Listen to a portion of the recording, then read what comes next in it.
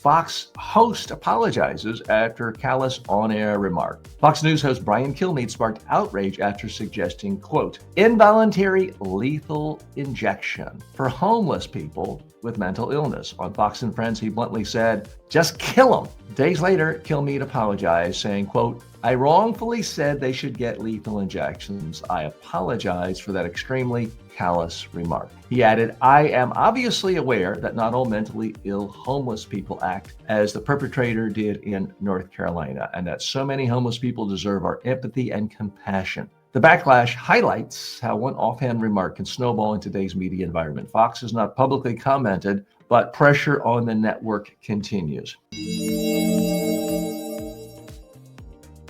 Okay, so what's the real message here? Brian Kilmeade said you should just kill them, talking about homeless people. Inject them lethally, kill them.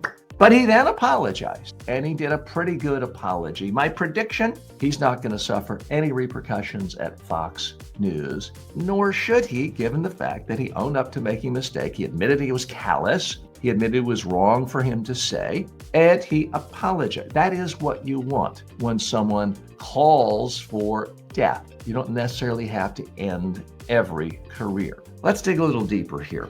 I do think context is important. We are living in a time now when commentators, I would say all across the spectrum, but it's really only one part of the spectrum, are losing their jobs, not for calling for the killing people. We're seeing commentators losing their jobs because they say, here's a guy over here who was killed. I appall his killing. I am appalled by anyone who would do that. We shouldn't have any violence. But now let's look at the career of this guy and what he said and all the messages of hate he spread. And before we canonize the guy, those people are having their careers ruined. Those people are being canceled, and yet not Brian. Now, I'm not asking for Brian Kilmeade to be fired. Now, full disclosure, Brian and I are not friends, but I've met him numerous times when I was on the set of Fox News Channel. And yes, I'm a sensible centrist, and I've appeared on Fox hundreds of times, and MSNBC at least 100 times, and CNN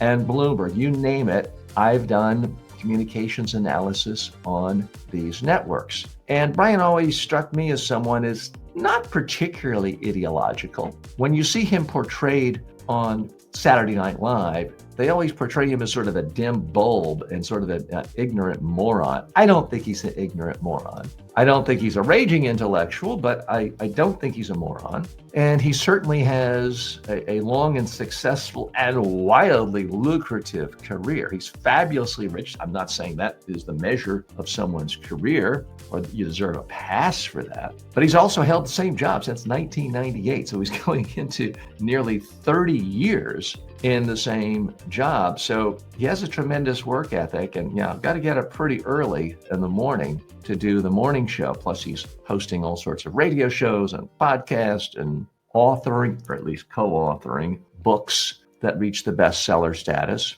And he's not someone I see as routinely spewing hate, although this idea, he did literally say kill him. I dare say if any host on another network of a different ideological position said kill him and referred not to homeless, but to a political group more in favor by those at the channel where Mr. Kilmeade works, that person would be fired within about 5 minutes. Before the next commercial break, they would have been escorted out of the building. So yeah, it's a double standard. It's unfair.